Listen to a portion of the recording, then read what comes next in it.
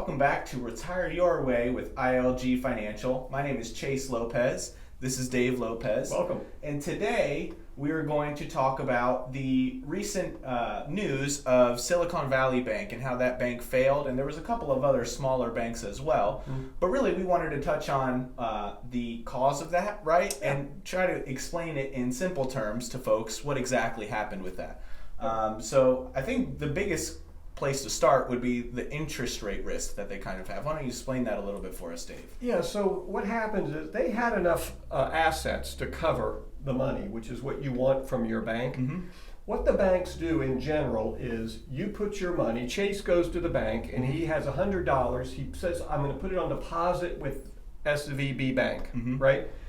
SVB Bank, to make them a profitable business, they don't just put that in a safety deposit box until he needs it. They will then loan that money out to someone else. And that's how money's made in the banking system, right? They loan the $100 out and they get 5% interest on it and they pay Chase 3% interest. So they pocket the difference, don't they? Right. That's kind of the banking system. Now, what actually happens is that they loan out they can't loan out the whole $100 because tomorrow Chase may want $2 back. Right. So they've got to keep some money, the term you'll hear in banking is on reserve, available and liquid so that they have enough. And these banks do the math for how many people, how much money they on average need available. And that usually works. They only need a small portion of all the money they've taken in as deposits available at any one time. Now, when that doesn't work, is if there's some kind of a run on the bank or a panic. If everyone, larger number of people for whatever reason, all want to come and get their money at the same time, there's not enough money there. So what does the bank do? They have to sell some of the investments to generate money to give you your deposit backs. Usually not a difficult thing. Right. In this case, they couldn't have been in safer investments. They were in government securities. Right, United States Treasuries, right? And you were speaking earlier, you had said, they loan the money out. Really, the mechanism that they use to loan the money out is they really just buy bonds from the United States government, right? So they bought these bonds from the United States government when interest rates were very low, last year and, really all of the years preceding.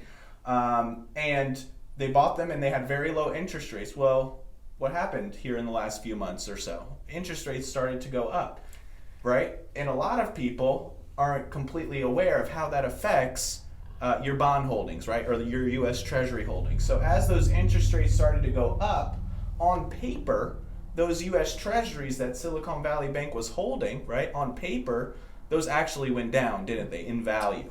Now, typically, what the bank would do is they would just hold them until they mature, right? So 10 years, maybe, or 15 years or 20 years, depending on how it is. But to your point, Dave, when everyone needs their money at once, well, now they don't have the luxury of holding those all the way to maturity, right? That's right. So they had to sell them early. So if there was a mistake that they made, it wasn't that they put them in government securities because that was safe. It was to try to get better interest for them and for their shareholders. Right. They chose longer term bonds instead of shorter. Longer term bonds equate to better interest. Right. And that's okay as long as you don't need to sell them early, right? So when interest rates went up, not a problem, but when people all wanted their money at once and they had to sell them early, they still had to sell them for a loss. Right now, do we think this is isolated? It sounds like the Feds kind of got their handle on it. They went out of their way to keep it. Remember, what caused this is panic, not necessarily anything the banks did. They shouldn't have had such long-term bonds, but if people hadn't panicked, in fact, one article was interesting. It said the main cause of this bank failure was the cell phone.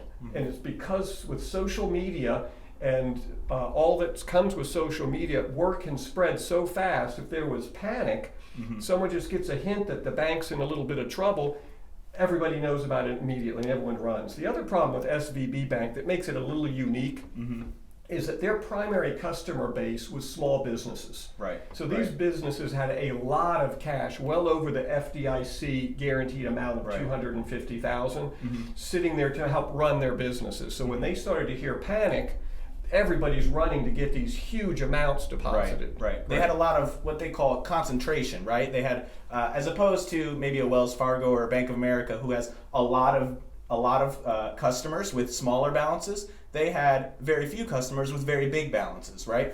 So and to your point, Dave, talking about the panic, right, is this Silicon Valley Bank was unique in that they catered to small businesses in the technology sector, right, which almost amplified the problem, because a lot of these companies, specifically in the technology sector, they do a lot of what they call burn cash pretty quickly, right? So they need to take out a lot of cash at any given time. So this just created, to your point, kind of a snowball going down the mountain scenario. But I think the bigger point is, at least with the bigger banks, right, they have almost become even more stronger as a result of this kind of whole crisis. Yeah, they've kind of reaped the benefits of a little of this panic, because people have been panicked and they've been hearing small banks, and the term you've heard on the news is regional banks. Yes. So what people are doing is they're taking their money out of these smaller banks, which hurt smaller banks. Right. And they're moving into the bigger banks for some perceived safety, and that has created a little more safety for the stronger banks, right? Because they're getting more deposits. Mm-hmm. Here's your takeaway, right? We feel like at the time we're recording this, the Fed looks like they're getting a handle on it. Only time will tell, right, if they've got a handle on it. But they stepped up saying we're going to guarantee some of these things. They even implied, not sure at this point if they've agreed to do that, to guarantee all of the deposits, but they're trying. This problem can be resolved if the American people continue to have faith in the banking system. It's when you lose faith, so that's why it's all psychological. But it looks like the Fed's got a hold of it. The bigger banks seem to have their acts together. There's no real concerns there. You still have FDIC insurance on any accounts under $250,000. That's per person per bank. Right. Right. So the takeaway would be is make sure you don't have more than $250,000 at any one bank in your name. Right. You can spread it out amongst other banks, and then even if there was a problem, it might take a little time for the FDIC to sort it out, but you'd get your money back. Yeah, we just wanted to come send this video or post this video just because it's very current and it's on a lot of people's minds. So if you like the video, just go ahead and hit subscribe there below the video, and you can also hit the bell there, and it'll alert you for any future videos as well. Have a great day.